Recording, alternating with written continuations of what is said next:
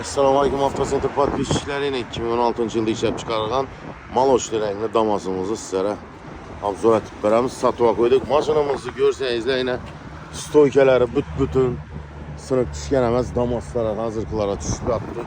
Maşınımızın iş öründə yüzündə kraskası var, pitnotda iş etib görərsizlər. Başqa yerlər radnoy.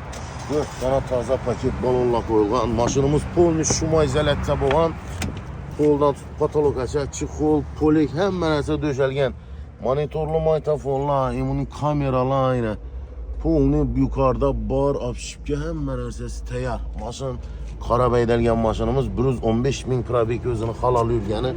Metan ustanovkaları həmmə nəsəsi var. Maşın təyar halda tutdu.